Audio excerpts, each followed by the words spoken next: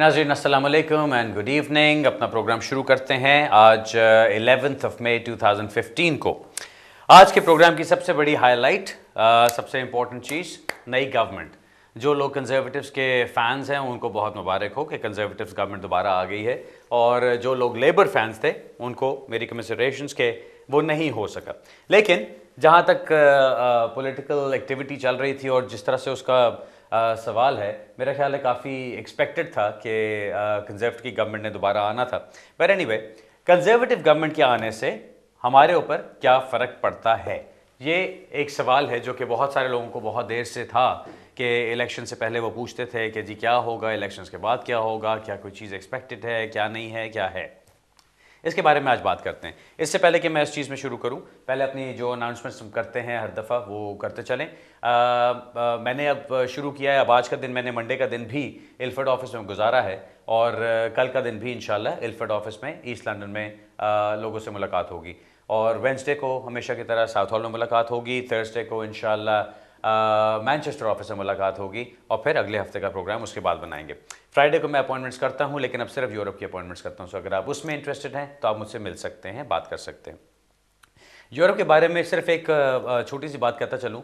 जो केसेस हमारे सामने आते हैं और जिनका जिक्र ज़्यादा से ज़्यादा चल रहा होता है, और ख़ास तौर पे जब मैं ईस्ट लंदन जाता हूँ तो वहाँ पे तो बहुत ज़्यादा इस तरह के केसेस आते हैं, वो है जो हमारे यूरोपियन डिपेंडेंट्स की एप्लीकेशन होती है। बेतहाशा मेरे सामने रिफ्यूज़ल्स आते हैं, और मैं रिफ्यूज़ल को पढ़ने से पहले क्लाइंट को बता सकता हूँ कि इसके अंदर क्या रिफ्यूज़ल पॉइंट होगा। क्योंकि ये नहीं कि मैं कोई जादू की नज़र है मेरी कि मैं उसको देख के बता सकता हूँ, सिर्फ इसलिए कि इतना एक्सपीरियंस हो चुका है कि जो लॉ की रिक्वायरमेंट है उसको मैं देख के बता सकता हूँ कि क्या इन्होंने पूरा किया हुआ है कि नहीं।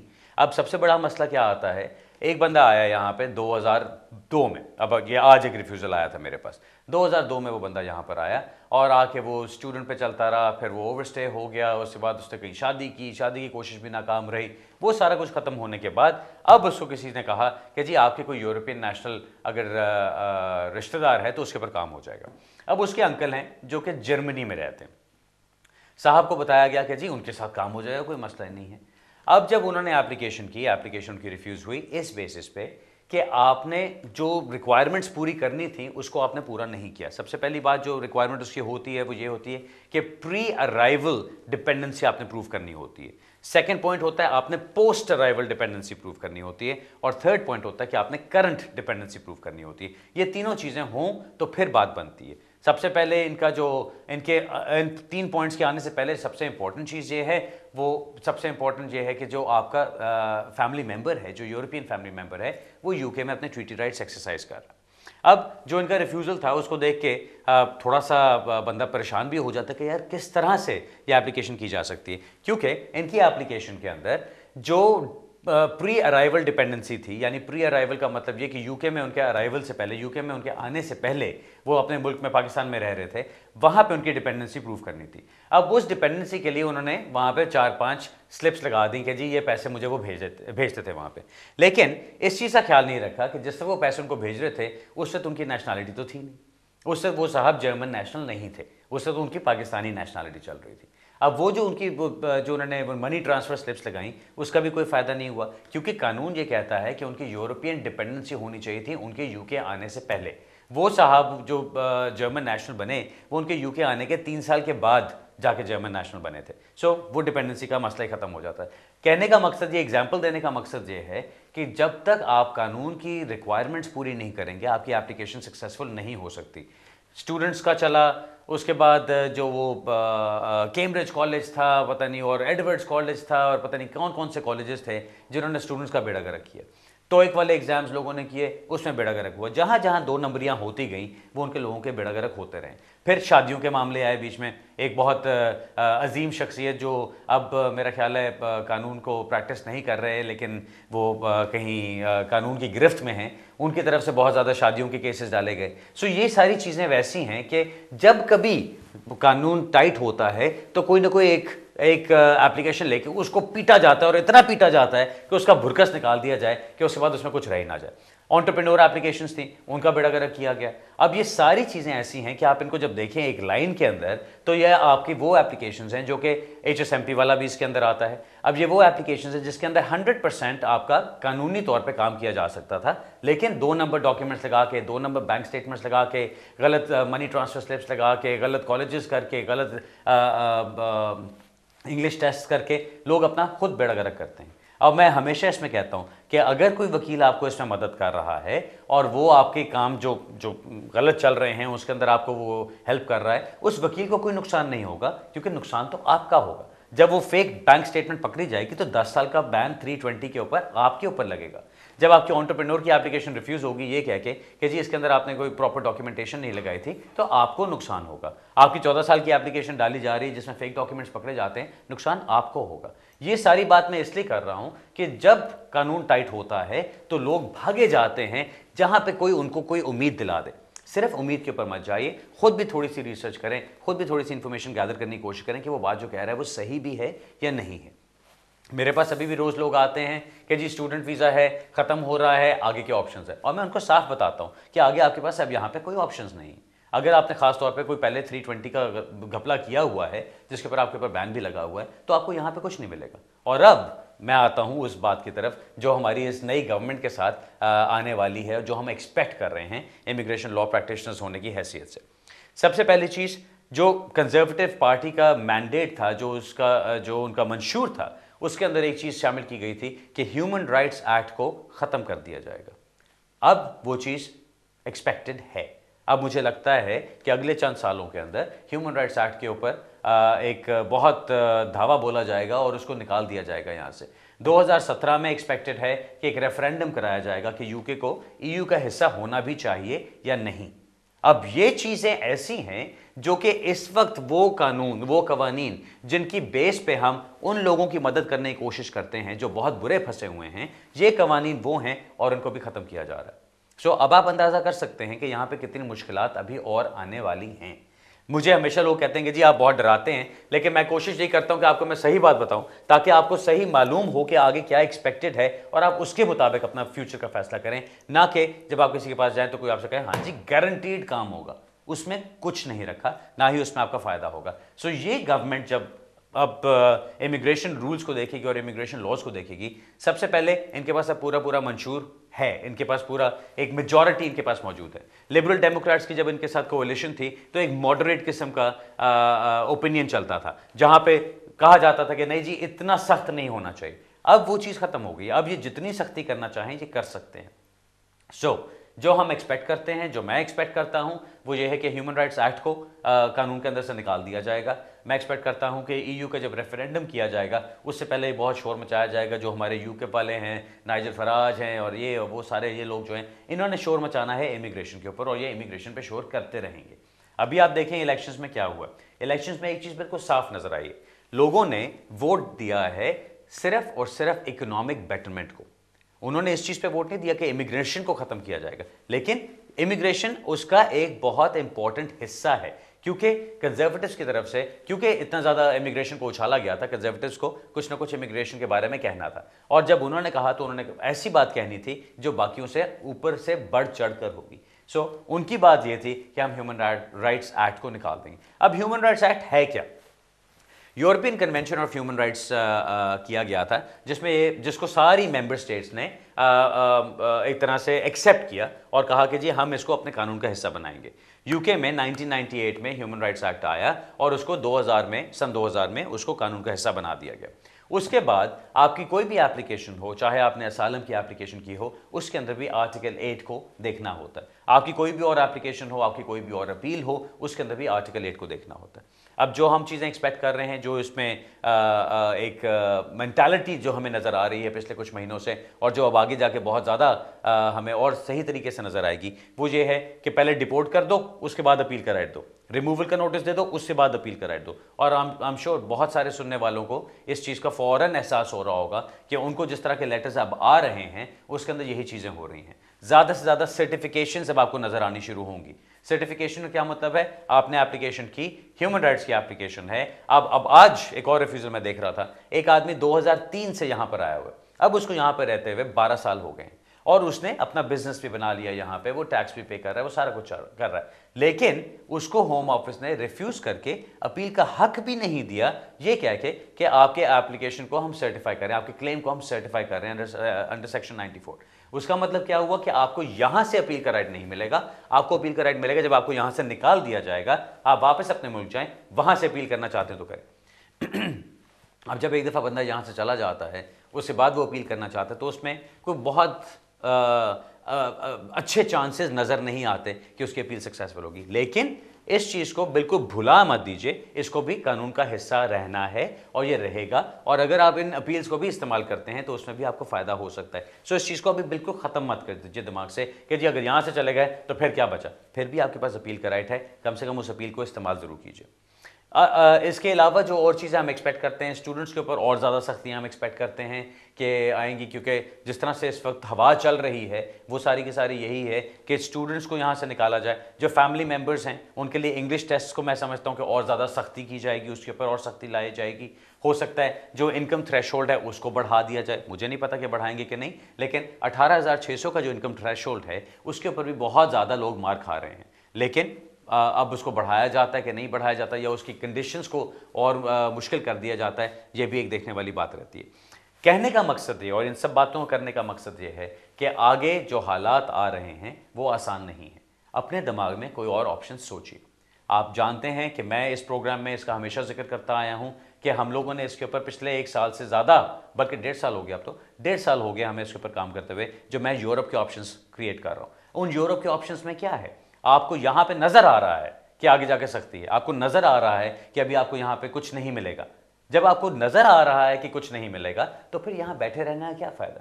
आप उल्टी सीधी एप्लीकेशंस डालेंगे, उल्टे सीधे तरीके करने की कोशिश करेंगे, उल्टे सीधे वकीलों के हाथों में जाकर लुटेंगे। वो सब कुछ करने के बजाय अगर आप किसी और मुल्क में चले जाते हैं जहां पे अगले 5 साल में आपको वहां की परमानेंट रेजिडेंस मिल जाती है, कानूनी तौर पे रहते हुए, कानून को प्रॉपर्ली फॉलो करते हुए, अपनी फैमिली के साथ रहते हुए, ट्रैवल करते हुए, पैसे कमाते हुए, टैक्स पे करते हुए, तो क्या बुरा है। ये चीज़ें आहिस्ता आहिस्ता लोगों को समझ आएंगी। मैं हमेशा इस शो पे कहता होता हूँ कि आपको नज़र आएगा थोड़े थोड़े अरसे के बाद, थोड़े कोई 2-3 साल और गुजर जाने दें तो आपको ज़्यादा नज़र आएगा कि यूरोप की अहमियत कितनी बढ़ गई है। और मैं यहाँ पे इस चीज़ पे बहुत प्राउडली एक चीज़ का आपको बता सकता हूँ, और वो ये है कि जब से हमने इसके ऊपर रिसर्च शुरू की, क्योंकि आप जानते हैं कि मैंने खुद बहुत ज़्यादा ट्रैवल किया लास्ट ईयर और बहुत सारे मुल्कों में गया, वहाँ के कवानीन को देखा, वहाँ के वकीलों से मिला, वहाँ के बिजनेसेस को देखा, उन सबको देखने के बाद हमने जो ऑप्शंस दिए हैं उसके ऊपर ऑलरेडी हमारे बहुत सारे क्लाइंट्स अपने या तो सिस्टम में हैं या वो वहाँ पहुँच चुके हैं। अब बल्गेरिया में लोग जा चुके हैं, पोलैंड में लोग जा चुके हैं, रोमानिया में लोग जा चुके हैं और वहाँ अपनी ज़िंदगी का आगाज़ कर चुके हैं। अब वो जो आगाज़ इस वक्त उनका हुआ है, अगले 5 साल के अंदर उनका वहाँ का परमानेंट रेजिडेंस बनेगा, जो कि लोग यहाँ पे बैठे हुए जो ह्यूमन राइट्स की एप्लीकेशंस डाल रहे हैं, जो कोई ना कोई फर्दर रिप्रेजेंटेशंस करके बैठे हुए, उनको शायद उतना फ़ायदा नज़र ना आए। मेरा आपको मशवरा यही होगा, इससे पहले कि हम ब्रेक पे चलें, मेरा आपको मशवरा यही होगा कि अपने हालात को गौर से देखिए, अपने कवानीन को गौर से देखिए जो आपके ऊपर अप्लाई होते हैं, और उसके मुताबिक फैसला कीजिए कि आपको आगे से किस तरफ जाना है। क्या आपको इसी मुल्क में रह के धक्के खाने हैं या कहीं और भी जाके आपके लिए ऑप्शंस बन सकते हैं। सोचिए इसके ऊपर। नाज़रीन, इस वक्त तो ब्रेक का टाइम हो रहा है, ब्रेक से वापस आते हैं, फिर अपने फ़ोन कॉल्स का सिलसिला जारी करेंगे। मिलते हैं थोड़ी सी देर बाद।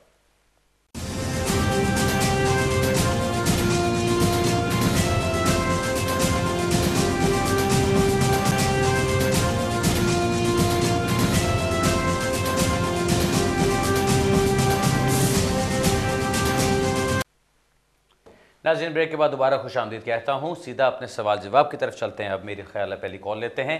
जी हेलो। हेलो, अस्सलाम वालेकुम। वालेकुम सलाम। क्या हाल है? ठीक है जी, अल्हम्दुलिल्लाह जी, ठीक ठाक।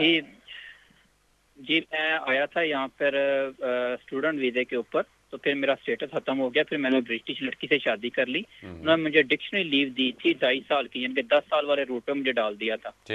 ठीक है, तो मेरी अभी पहली एक्सटेंशन आने लगी है नेक्स्ट मंथ, आफ्टर 2 मंथ। तो हुआ ये था कि मैं अभी फुल टाइम काम कर रहा हूँ, मेरी वेजेस जो है वो 18,000 से अबव है, यानी कि 20,000 से भी अबव है। तो तकरीबन 1 साल पहले मेरी अपनी वाइफ से थोड़ी सी लड़ाई हुई थी, मैं 1 महीने के लिए सेपरेट हो गया था। मेरी वाइफ ने ना कौंसल वालों से जॉब सीकिंग अलाउंस लेने शुरू कर दिए थे।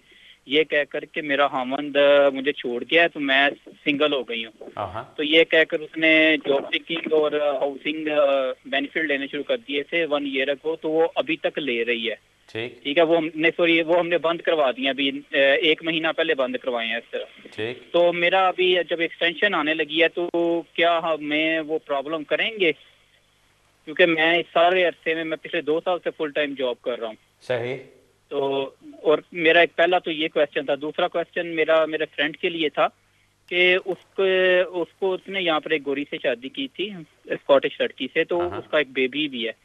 तो वो पाकिस्तान गया था, तो वो पाकिस्तान में उसके फैमिली ने उसकी वहां पर भी एक शादी कर दी ना, जबरदस्ती। अच्छा। तो वो कह रहा है कि जब एक्सटेंशन आएगी 2 साल बाद, तो क्या इनको पता चल जाएगा कि पाकिस्तान में भी उसकी एक शादी है और यहाँ पर भी उसकी एक शादी है?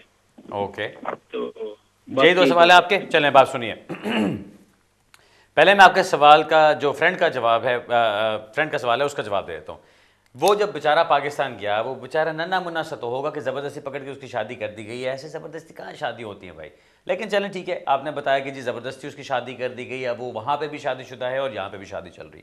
अब जब उसकी एक्सटेंशन का टाइम आएगा तो कोई इल्हाम तो किसी को होना नहीं होता। बात सारी ये होती है कि आपसे जो इन्फॉर्मेशन ली जाती है, आपकी एप्लीकेशन के अंदर ली जाती है, उस एप्लीकेशन के अंदर जो आप इन्फॉर्मेशन देते हैं वो आपको 100% ट्रूथफुली देनी चाहिए, यानी उसमें सारी सच्चाई बयान करनी चाहिए। अब अगर वो सच्चाई बयान नहीं करता और धोखे से वो स्टेटस ले लेता है, पहली बात तो ये मैं आपको बताता चलूँ, इतना ज़्यादा धोखा भी नहीं है वो, इसलिए कि जो उसकी पहले की शादी है उसकी वही शादी वैलिड है। जो उसकी पाकिस्तान वाली शादी है, कानूनी तौर पे यूके के अंदर वो शादी वैलिड नहीं है। सो पहली बात तो ये। सो अगर वो बता भी देता है कि मैं वहाँ पे गया था, मैंने वहाँ पे एक और इस्लामिकली एक निकाह कर लिया है, कानून के अंदर उस शादी को जायज़ करार नहीं दिया जाता। सो नंबर 1 बात तो ये है। बात सारी कहाँ पर आ जाती है? क्रेडिबिलिटी की, कि क्या उसकी एप्लीकेशन में ये क्रेडिबिलिटी मौजूद है या नहीं कि उसकी जेन्युइन शादी है और वो आगे भी इस शादी में कायम है और वो आगे भी शादीशुदा रहना चाहता है। क्या इस बीवी को पता है कि वहाँ पे पाकिस्तान में एक दूसरी बीवी भी है? All those things come into it. अगर वो कहता है कि नहीं जी उस शादी की कोई वैल्यू नहीं है, मैं गया था, मेरी ज़बरदस्ती ने शादी करा दी, मुझे कुछ बताने की ज़रूरत नहीं है, और वो नहीं डिक्लेयर करता है इसके अंदर, कल को साल बाद, 1.5 साल बाद, 2 साल बाद कहीं पे कुछ ऐसी बात होती है कि होम ऑफिस को इन्फॉर्मेशन मिलती है कि वहाँ पे भी इसकी पार्टनरशिप चल रही, तो इसके ऊपर एक ये हर्फ उठ सकता है कि आपने धोखे से यहाँ पे स्टेटस लिया है। उसके ऊपर ये हर्फ आ सकता है कि हो सकता है ये शादी आपकी जेन्युइन नहीं है और वहाँ पे आपने जेन्युइन शादी की। इस तरह के इश्यूज बन सकते हैं। सो मेरे नज़दीक तो ये कि जब वो अपनी एप्लीकेशन करने बैठेगा अपनी एक्सटेंशन के लिए, उसको बहुत केयरफुली सारे सर्कमस्टांसेस को देख के फिर हर चीज़ का जवाब देना है। मेरी तरफ से हमेशा यही होता है कि आप सही बात बताएं, उसके ऊपर चाहे आपको रिफ्यूज़ किया जाए, लेकिन आप लड़ने जोगे तो बनते हैं ना। फिर अगर आप सही बात ही नहीं बताते और कल को आपका झूठ पकड़ा जाता है तो आप इस तरह का मुंह लेके बैठे होते हैं कि जिसके ऊपर आप बहस भी नहीं कर सकते अगले के साथ। सो मेरी नज़र में हमेशा बेस्ट चाहिए, चाहे आपका केस वीक हो लेकिन सच बताइए ताकि आप उसको फाइट तो कर सकें। लेकिन अगर आपने एक झूठ बोल दिया जो पकड़ा गया तो आपका वो फाइट करने का चांस भी खत्म हो जाता है। अब मैं आता हूं आपके सवाल की तरफ, जो आपने पहले सवाल पूछा। आपका सवाल ये कि आपको यहाँ पे डिस्क्रिशनरी लीव मिली, उस डिस्क्रिशनरी लीव का अब आगे एक्सटेंशन आने वाली है, बीच में आपकी फैमिली अपनी वाइफ के साथ थोड़ी अनबन हुई, उन्होंने कुछ बेनिफिट्स अप्लाई कर दिए और वो बेनिफिट्स पिछले 1 महीने तक चलते रहे। अब आपको फिक्र ये है कि जब हम एक्सटेंशन के लिए अप्लाई करेंगे तो क्या वो बेनिफिट्स की वजह से आपको मसला होगा या नहीं होगा। जहां पे एप्लीकेशन में आपसे जो क्वेश्चंस पूछे जाते हैं उनका सही सही जवाब दीजिए। आपका जो एक्चुअल सिनारियो है, जो आपका एक्चुअल केस चल रहा है, वो क्या है, अपनी उस सिचुएशन को देखिए। सिचुएशन आपकी ये है, आपने शादी की, वो शादी आपकी जेन्युइन शादी है, वो चल रही है, उसी शादी की बेस पे आपको डिस्क्रिशनरी लीव मिली, बीच में थोड़े अरसे के लिए आपकी अनबन हुई, वाइफ ने बेनिफिट्स क्लेम कर दिए, अब मोस्ट प्रोबेबली आप दोबारा इकट्ठे हो गए थे लेकिन बेनिफिट्स फिर भी आपके चलते रहे। वहाँ पे आपके लिए इशू ये आ सकता है कि जो काउंसिल की तरफ से आपके ऊपर बेनिफिट फ्रॉड का एक इशू बन सकता है, उसका ख्याल कीजिए। मेरा तो मशवरा ये होगा कि आप काउंसिल वालों को बता दीजिए कि जिस टाइम में आपको बेनिफिट्स मिलते रहे हैं उस टाइम में आप लोग इकट्ठे थे और उस टाइम में आपकी क्या इनकम थी, ताकि जो भी उनकी तरफ बेनिफिट्स वापस बनते हैं आप उनको पे बैक कर सकें। ये तो आप काउंसिल के साथ कर लीजिए। बाकी जहां तक बात आती है आपकी एप्लीकेशन का क्या बनेगा, जब आपकी एक्सटेंशन का टाइम आता है उसमें सब कुछ जहां पे आपसे जो पूछा जाता है सब कुछ सही सही बताइए, क्योंकि fact of the matter is कि आपकी शादी अभी भी है, आप अभी भी अपनी वाइफ के साथ रह रहे हैं, आपका अभी भी जेन्युइन रिलेशनशिप चल रहा है, तो उसी की बेस पे आपकी डिस्क्रिशनरी लीव भी आगे कायम दायम रहनी चाहिए। जब आपकी एप्लीकेशन का टाइम आता है, बैठ के किसी वकील के साथ अच्छी तरह से मशवरा कीजिएगा। मेरे पास आना चाहें ऑफ कोर्स मेरे पास आ जाइएगा, मैं आपको उसके ऊपर गाइड कर दूंगा किस तरह से उसको करना है। लेकिन आपको बहुत सोच समझ के बहुत प्रॉपर तरीके से अपनी एप्लीकेशन करनी है, ताकि आपको इस किस्म का इसमें से किसी किस्म का डंग ना लगे और आपको कोई प्रॉब्लम ना उठे। ठीक है जी। बेनिफिट्स में सिर्फ ये याद रखिए, अगर आपको बेनिफिट्स एंटाइटलमेंट नहीं है और आप बेनिफिट्स ले रहे हैं या आपकी बेनिफिट एंटाइटलमेंट बनती थी, आपने शुरू किए और बीच में आपके सर्कमस्टांसेस चेंज होते हैं लेकिन आप उनको इन्फॉर्म नहीं करते, तो आपके ऊपर बेनिफिट फ्रॉड का इल्ज़ाम लग सकता है जिसमें कि आपको काफ़ी फाइन भी हो सकता है। सो इस चीज़ का ख्याल रखिएगा ताकि कोई क्रिमिनल रिकॉर्ड उनके खिलाफ ना बने। बट बाकी ये है कि काउंसिल वालों से रब्ता कीजिए और उनको बताइए कि एक्चुअली क्या सिचुएशन थी ताकि आप उसके मुताबिक उसको डील कर सकें। बेस्ट ऑफ लक जी। अगला सवाल लेते हैं जी। हेलो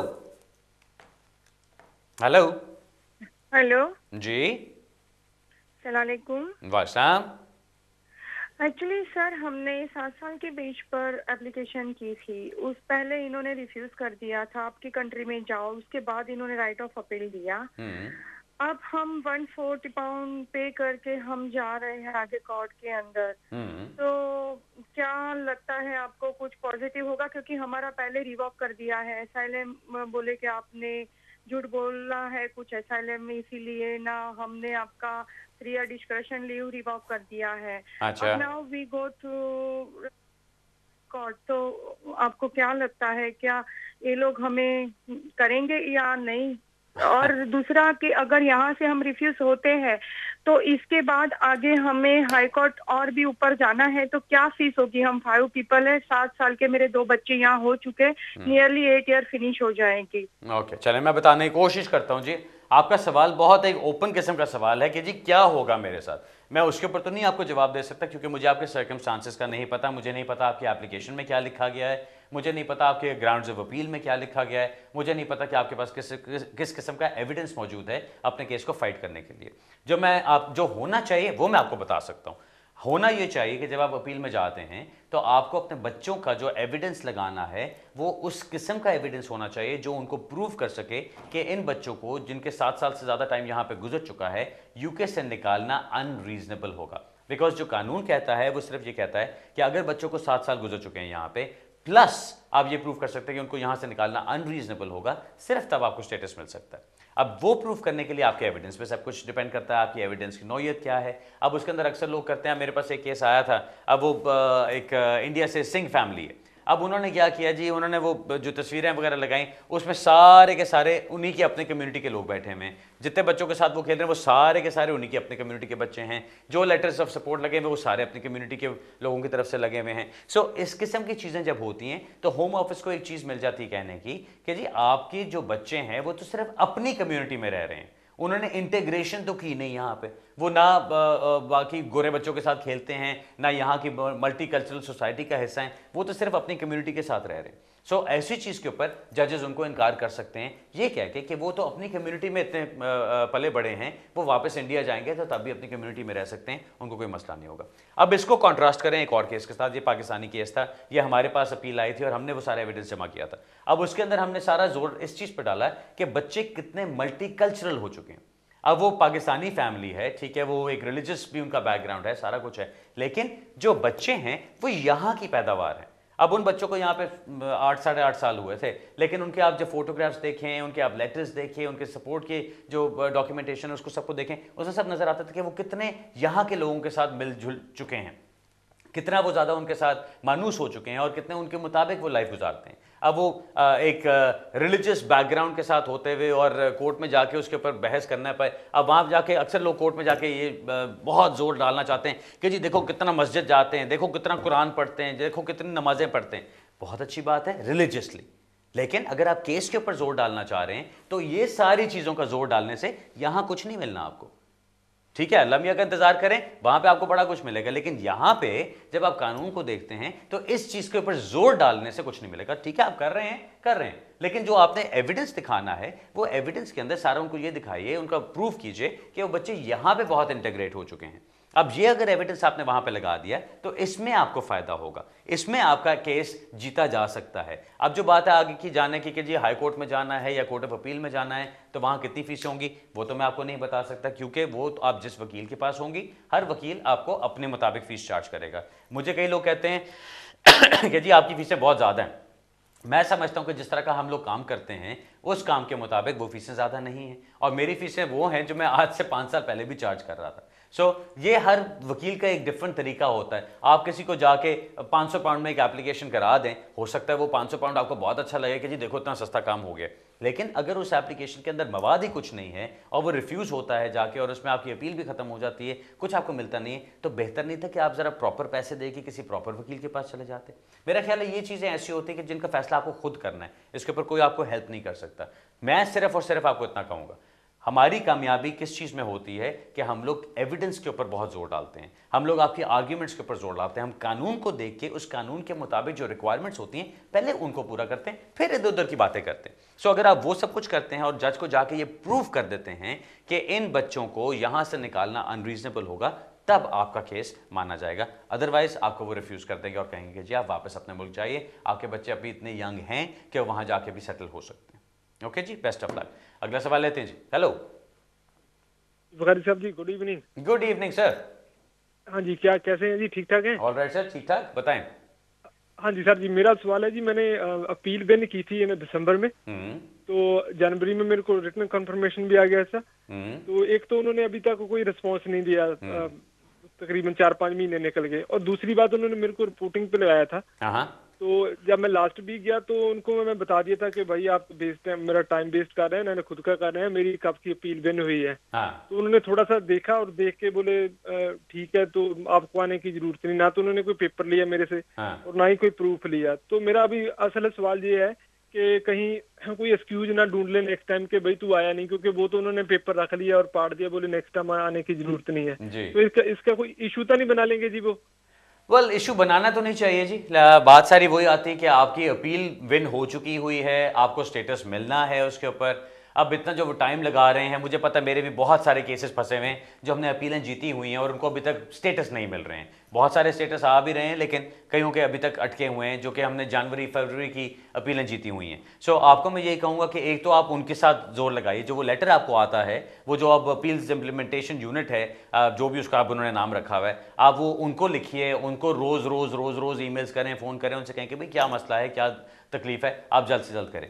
ये जो बात है कि उन्होंने आपको रिपोर्टिंग पे कह दिया कि आपको आने की ज़रूरत नहीं है, इसमें यह चीज़ भी होती है कि आपका जो अप टू डेट लेटर्स चल रहे होते हैं वो लेटर्स आपको सर्व किए जाते हैं कि अच्छा जी आपने रिपोर्टिंग के लिए फलानी तारीख को आता है। बेस्ट चीज़ तो यही होती है कि आपको एक लेटर दे दिया जाए जिसमें कहा जाए कि जी हमने आपको कंफर्म कर दी कि अब आपको रिपोर्टिंग पे आने की ज़रूरत नहीं है। आपको उन्होंने कहा कि जी हमने लेटर फाड़ दिया, फेंक दिया, ये कर दिया, वो कर दिया।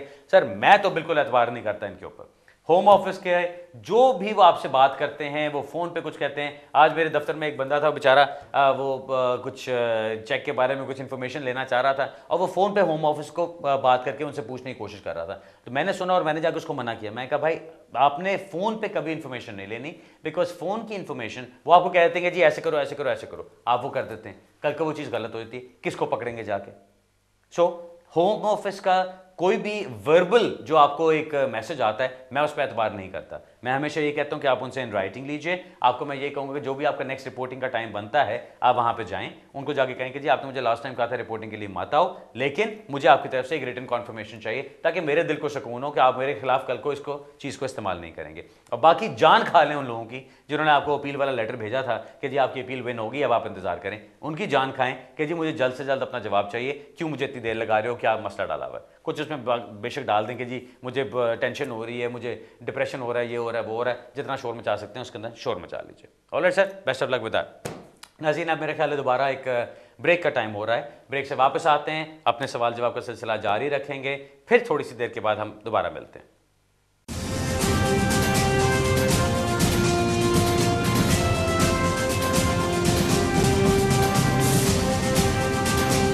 कहता हूं अपना सवाल नेक्स्ट सवाल पकड़ते हैं जी। हेलो अस्सलाम वालेकुम जी। वास्ताम बुहारी साहब मैं बात करता हूं, और पहले मैं आपको और आपके पूरी टीम को मुबारकबाद देता हूं, क्योंकि आपकी सजेशन को फॉलो करके मुझे और मेरी वाइफ को ILR मिल गया। बहुत बहुत शुक्रिया सर, बहुत मुबारक हो आपको।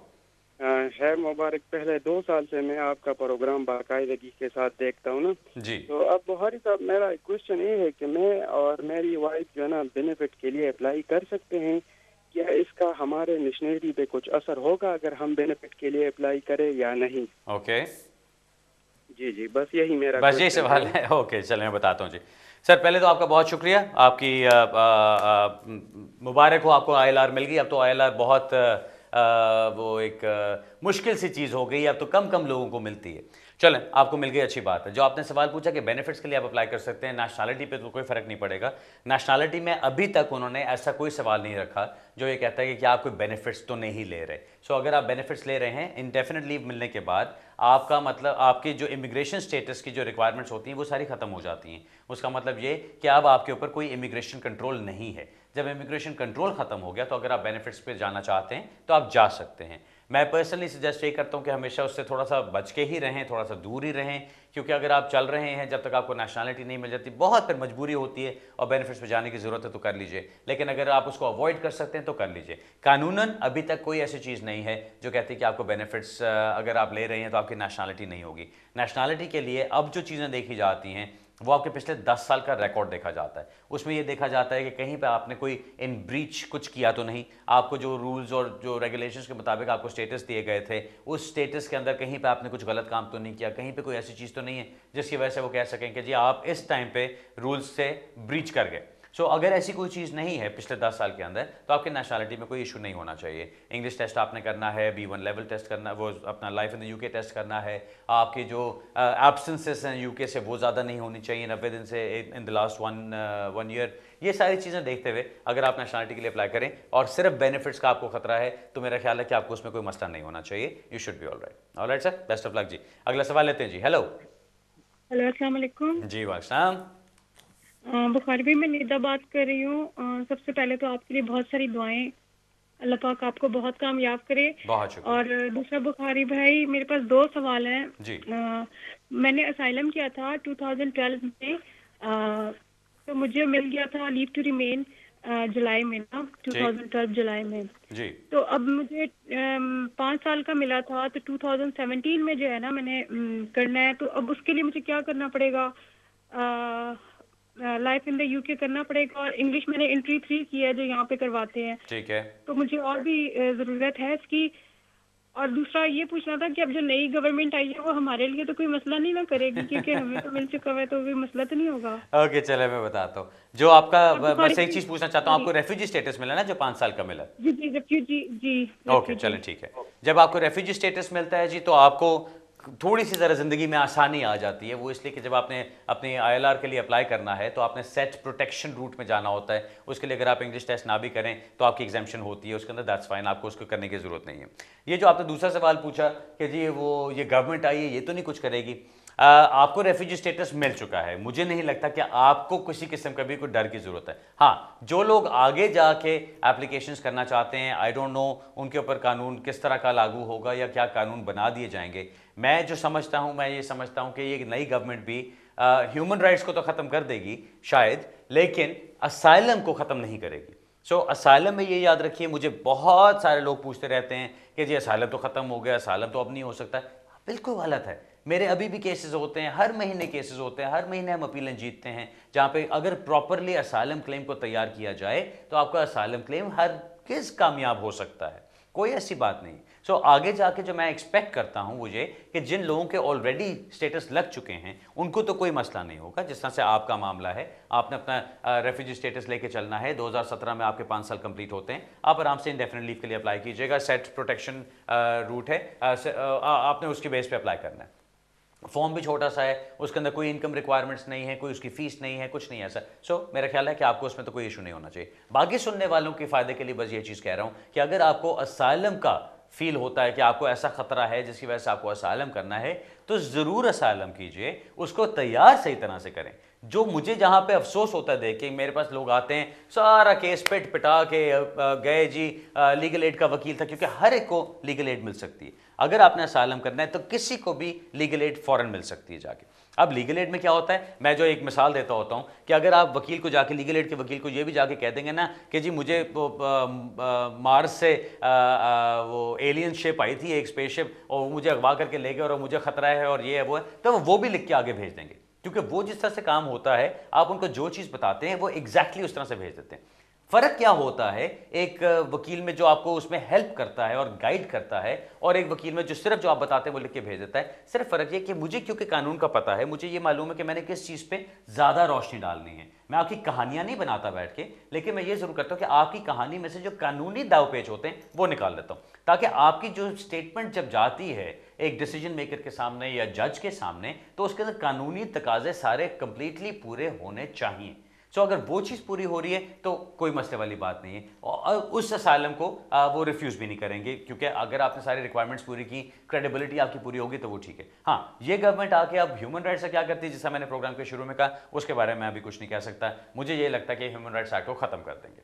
अगला सवाल लेते हैं जी। हेलो। हेलो जी जी, अस्सलाम वालेकुम। वासम। जी, कुछ अरसा पहले 2010 में मेरी मिसेज आई थी मेरे पे डिपेंडेंट, एंड जब मैं पोस्ट स्टडी वर्क वीज़ा पे था, हाँ, उसके बाद मैं टीयर 2 जर्नल पे चला गया, और रिसेंटली लास्ट वीक जो है मुझे इंडेफिनेट मिल गया। अब मुझे क्या मेरी Mrs straight away indefinite apply कर सकती हैं सेट एम फॉर्म पे, या पहले उन्हें FLR अप्लाई करना पड़ेगा? Slide confusing. ओके, चलें मैं बताता हूँ, बस यही सवाल है आपका? हाँ जी, दूसरा ये कि ये जो इंग्लिश लैंग्वेज की रिक्वायरमेंट के लिए वो जो एग्जाम होता है, उसकी वैलिडिटी क्या 2 साल ही होती है, या वो अब जितने अरसे भी उसने पहले 3-4 साल पहले किया था, तो क्या अभी चलें भी वो वैलिड मैं बताता हूँ जी, आप गौर से सुन लीजिएगा।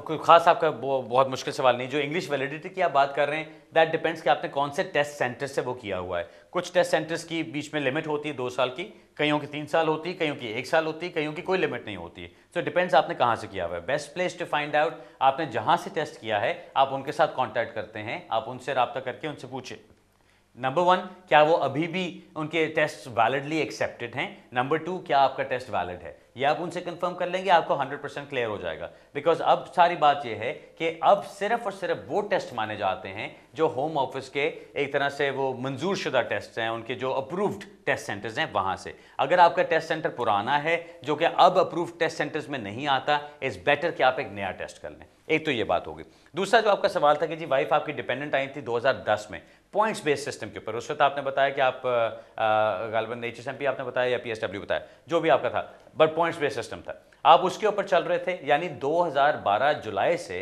पहले वो आपकी डिपेंडेंट बन चुकी थी पॉइंट्स बेस्ड सिस्टम के अंदर। अब आपको जाके इंडेफिनेटली मिली है on the basis of 10 years long residence. उसका मतलब ये होता है कि आपकी वाइफ अभी तक आपकी डिपेंडेंट अगर चलती आ रही हैं, अब आप पहले उनके लिए अप्लाई करेंगे FLR-M, यानी आप उनको स्पाउस वीजा के ऊपर कन्वर्ट कीजिए। सबसे पहले वो स्पाउस वीजा पे कन्वर्ट होती हैं, उनको जब FLR-M पे स्टेटस मिल जाता है, अब आपको इकट्ठे रहते हुए 2 साल से ज्यादा हो चुके हैं, सो मेरा ख्याल है आप उसके ऊपर जाके सेम डे सर्विस के अंदर सेट एम के लिए अप्लाई कर सकते हैं और उसके ऊपर उनको इंडेफिनेटली मिल सकती है। ये चीज़ हम करते आए हैं पिछला सारा साल और इसके अंदर हमें कोई इश्यूज नहीं आए हैं। मैं आपको सिर्फ ये सजेस्ट करूंगा, क्योंकि कुछ ना कुछ चेंजेस आती रहती है, कोई ना कोई नई बात भी आ जाती है जहाँ पे इशू हो सकता है। FLR-M तो आपने अप्लाई करना ही करना है, जिसकी रिक्वायरमेंट सारी आपने पूरी करके ही अप्लाई करना है। सो वो रिक्वायरमेंट्स आप पूरी करें, सेम डे सर्विस में चले जाइए और वहाँ जाके भी आप उनसे कंफर्म कर सकते हैं कि अच्छा जी अगर मैं कल का टाइम ले लूँ, आज तो आपने मुझे FLR-M पे स्टेटस दे दिया, अब मैं कल का टाइम लेके अगर आके इंडेफिनेट के लिए अप्लाई करना चाहूँ तो कर सकता हूँ कि नहीं। एंड आई एम श्योर आपको यही जवाब मिलेगा कि आप कर सकते हैं और इसमें कोई इशू वाली बात नहीं, बिकॉज आपके 2 साल से ज़्यादा हो चुके हैं, क्योंकि आपकी वाइफ 2012 जुलाई से पहले आपके साथ डिपेंडेंट चल रही थी। Best of luck sir. अगला सवाल लेते हैं जी। हेलो हेलो हेलो जी, ये अली भाई कैसे हो? कह रही है जी, बिल्कुल ठीक ठाक। बस आपका प्रोग्राम बहुत अच्छा है, एवरी मंडे मैं देखता हूँ। Thank you sir, thank you very much. मैं क्या बोल रहा था, मैंने इधर शादी की है ब्रिटिश नेशनल के साथ और करीबन 10 मंथ्स हुआ और मैंने ह्यूमन राइट्स पे एप्लीकेशन सबमिट की थी, लेकिन उन लोगों ने रिफ्यूज कर दिया और बोले कि तुम अपनी बीवी के साथ जाओ इंडिया और वहाँ जाके रह सकते हो। फिर मेरे सॉलिसिटर ने बोला कि हमको वो अपर ट्राइब्यूनल में in right of country appeal करना चाहिए, क्योंकि अपील का राइट नहीं मिला था। अभी सबमिट किया 2-3 मंथ्स हुआ है, वो अपर 2 मंथ्स हुआ है आई थिंक, तो अभी लेकिन कुछ वहां से रिस्पॉन्स नहीं आया। तो अभी आज सॉलिसिटर का फोन आया था कि टुमारो डेडलाइन सबमिट कर देना चाहिए before we can lose the judicial right. Okay, तो अभी हमको क्या करना चाहिए? ओके, मुझे जो बात आपकी समझ आ रही है, आपने उसको बहुत सारे डिफरेंट नाम दे दिए, लेकिन मुझे बात समझ ये आ रही है कि आपने शादी की किसी ब्रिटिश नेशनल से, आपका स्टेटस यहाँ पे कोई नहीं है, शादी करने के बाद आपने ह्यूमन राइट्स की एप्लीकेशन डाली, एप्लीकेशन आपकी रिफ्यूज की गई इस बेसिस पे कि ऐसे कोई इनसरमाउंटेबल ऑब्स्टिकल्स नहीं हैं जिसकी वजह से आपकी वाइफ आपके साथ इंडिया जाके नहीं रह सकती। अपील का राइट आपको नहीं मिला, आपने उसको चैलेंज किया जुडिशियल रिव्यू के प्री एक्शन प्रोटोकॉल में, क्योंकि आपने पहला वाला स्टेज अभी की है। अगर आपका वकील ये कह रहा है कि जी हमारा जुडिशियल रिव्यू का टाइम गुजर जाएगा, तो इसका मतलब आपने अभी प्री एक्शन प्रोटोकॉल किया हुआ है। अब आपके अगर 3 महीने खत्म हो रहे हैं उस डिसीजन के हुए पहला फैसला आपको यह करना है कि जुडिशियल रिव्यू में आपके केस में जान बनती भी है या नहीं। ऐसे कौन से सर्कमस्टांसेस हैं, ऐसी कौन सी इंपॉर्टेंट चीज है, ऐसी कौन सी एक्सेप्शनल बात है कि आपकी वाइफ इंडिया जाके आपके साथ नहीं रह सकती। अब एक केस हमने अभी किया था, उसके अंदर सिचुएशन बहुत सीरियस थी। अब वो जो वाइफ थी वो ब्रिटिश नेशनल थी, यहाँ की पैदा हुई हुई थी, गोरी थी, और उनकी फैमिली थी जो उनके ऊपर बहुत डिपेंड करती थी। उसमें से एक उनकी बच्चों में से किसी ने एक कुछ मेडिकल प्रॉब्लम्स भी थी उनकी, जिसकी वजह से माँ उनको लुक आफ्टर कर रही थी और वो बच्चे यहाँ से नहीं जा सकते थे क्योंकि पिछले रिलेशनशिप में से बाप भी इन्वॉल्व था बीच में। सो ये सारी सिचुएशंस ऐसी थी कि जिसके मुताबिक हमने केस को जीता जाके ये कह के कि इनसरमाउंटेबल ऑब्स्टिकल्स हैं, यानी ऐसी वो बीच में प्रॉब्लम्स हैं जिनको आप क्रॉस नहीं कर सकते, जिसकी वजह से वो इंडिया नहीं जा सकते और उनको यहीं पर रहना जरूरी है। आपके केस में यही चीज़ जरूरी है। अब अगर आपने एप्लीकेशन की, इकट्ठे रहते हुए भी आपको 10 महीने हुए हैं और एप्लीकेशन आपने इससे काफ़ी पहले कर दी होगी, तो आपकी प्रॉब्लम मुझे जो नज़र आ रही है वो ये नज़र आ रही है कि जुडिशियल रिव्यू में शायद आपके केस में ज़्यादा जान ना हो। आपको जो अपना एविडेंस देखना है, क्या आपके एप्लीकेशन के अंदर ऐसा एविडेंस लगाया गया था जहां पे ये सारा इस चीज़ पे जोर डाला हो कि वो वापस क्यों नहीं जा सकती। आमतौर पे जो जोर डाला जाता है, और अक्सर वकील भी इसमें गलतियां करते हैं, वो जोर इस चीज़ पे डालते हैं कि जिनकी शादी हो गई, ये यहाँ पे रह रहे हैं, वापस जाना इसके लिए बंदे के लिए मुश्किल होगा, बीवी अकेली रह जाएगी, वो वहाँ लैंग्वेज नहीं बोलती, तो बस ये मसला है, और वो वहाँ को जानती नहीं है या वहाँ पर कभी गई नहीं है। सो ये बातें ऐसी नहीं कि जिनके ऊपर वो अब आपको अलाउ कर देते हैं। आपको कुछ ना कुछ एक्सेप्शनल निकालना पड़ता है जिसकी वजह से आप प्रूव कर सकें कि ये वाइफ मेरे साथ इंडिया नहीं जा सकती, और अगर मुझे भेजा जाता है और ये यहीं रह जाती है तो हमारा रिलेशनशिप ब्रेक डाउन हो जाता है। सो ये सारी चीज़ें आपको प्रोवाइड करनी है। मेरा तो मशवरा ये होगा कि जुडिशियल रिव्यू का खर्चा करने से पहले अपने वकील के साथ बैठ के डिस्कस कीजिए कि क्या नई एप्लीकेशन डालना बेहतर होगा या इसी को जुडिशियल रिव्यू में चैलेंज करें। बिकॉज बहुत दफ़ा ऐसा होता है, मेरे सामने एप्लीकेशंस आती हैं जो कि जुडिशियल रिव्यू से भी रिफ्यूज़ होकर आ रही होती हैं, और जब मैं उनको देखता हूं तो मुझे नजर आता है यार इसमें तो जुडिशियल रिव्यू में जाने की बात ही नहीं थी, कोई इसमें जुडिशियल रिव्यू का पॉइंट ही नहीं बनता था। जुडिशियल रिव्यू मैं हमेशा कहता हूं तब डालें जब आपके केस में वो जान हो जिसमें आप जाके फाइट कर सकें। अक्सर हमें जुडिशियल रिव्यू डालने पड़ते हैं जब हमारे केस को सर्टिफाई कर दिया जाता है। वो एक सिचुएशन वो होती है कि जिसमें केस बेशक वीक भी है, फिर भी हम उसमें जा रहे हैं जुडिशियल रिव्यू में, वो केस को जीतने के लिए नहीं, वो हम जा रहे हैं अपील का राइट लेने के लिए। क्योंकि अगर हमें अपील का राइट मिल जाए, बाद में अपील में जो होता है वो हम जाके कोर्ट में देख लेंगे, लेकिन कम से कम अपील का राइट तो मिले। अब अगर आपको अपील का राइट नहीं मिला, केस भी आपका वीक है और अभी आप कुछ और एप्लीकेशंस आगे कर सकते हैं, तो फिर तो बात और बन जाती है। फिर मेरा ख्याल है कि आपको नई एप्लीकेशन करनी चाहिए, अपना एविडेंस सही लगा के, और उसके अंदर ये जो इनसरमाउंटेबल ऑब्स्टिकल्स वाला एक क्वेश्चन है इसके ऊपर जोर डाल के आपको एप्लीकेशन करनी चाहिए। All right sir, best of luck जी। अगला सवाल लेते हैं जी। हेलो जी। हेलो जी, अस्सलाम वालेकुम। वासम जी चलें, बस हमारे पास 1 मिनट रह गया, अपना सवाल जल्दी से बता दीजिए प्लीज। हेलो जी जी बताइए, मैं सुन रहा हूँ, अपना सवाल जल्दी से बता दीजिए।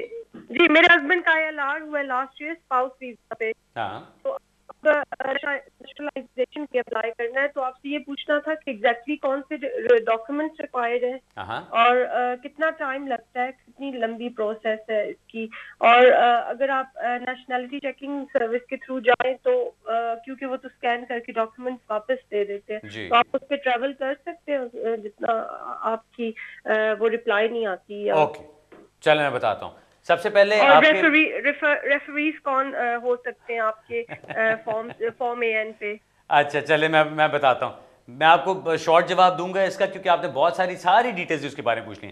आपकी नेचुरलाइजेशन एप्लीकेशन हो सकती है हस्बैंड की तरफ से अगर उन्होंने 3 साल कम से कम यूके में लीगली गुजार लिए। इंडेफिनिट लीव के बाद उनको 1 साल इंतजार करने की जरूरत नहीं है। जब वो अप्लाई करते हैं उसके लिए जो डॉक्यूमेंटेशन लगानी है, उनको अपने पिछले 3 साल के डॉक्यूमेंट्स लगाने, अपना पासपोर्ट लगाना है जिससे प्रूव होता है कि वो 3 साल यहीं पर रहे हैं और लीगली रहे हैं। उसके बाद इंडेफिनिट लीव का डॉक्यूमेंट उनका साथ लगता है, उसके साथ उनकी इंग्लिश लैंग्वेज टेस्ट लगता है, उसके साथ उनका knowledge of the life in the UK test लगता है। वो सारा कुछ लगा के उसकी बेस पे अप्लाई करें। टाइम लगाने वाली बात, आजकल 6 महीने का टाइम वो कह रहे हैं। अगर आप नेशनलिटी चेकिंग सर्विस से जाते हैं, वहाँ पे डॉक्यूमेंट स्कैन करके आपको वापस भेज दिए जाते हैं, और अगर आप ट्रैवल करना चाहें तो आप ट्रैवल कर सकते हैं, बिकॉज नेशनलिटी की जो आपकी एप्लीकेशन होती है वो आपकी लीव टू रिमेन एप्लीकेशन नहीं होती। ऑलराइट जी, मैंने कोशिश की है सारे जवाब आपको दे दूं, क्योंकि मुझे बताया जा रहा है हमारा टाइम खत्म हो गया। नाज़रीन, अगले हफ्ते इंशाल्लाह इसी वक्त इसी जगह दोबारा मुलाकात करेंगे। बैंक हॉलीडे वीकेंड तो नहीं, बैंक हॉलीडे वीकेंड पे अक्सर मैं ज़रा डंडी मार जाता हूं क्योंकि बच्चों के साथ बिजी होता हूं, लेकिन बैंक हॉलीडे वीकेंड नहीं है, इसलिए आई विल बी हियर इंशाल्लाह। तब तक के लिए, जिस तरह मैंने कहा कि कल का दिन इंशाल्लाह एल्फर्ट में मुलाकात होगी, अगले हफ्ते दोबारा यहीं मिलते हैं इसी टाइम। तब तक के लिए खुदा हाफिज़ एंड गुड इवनिंग।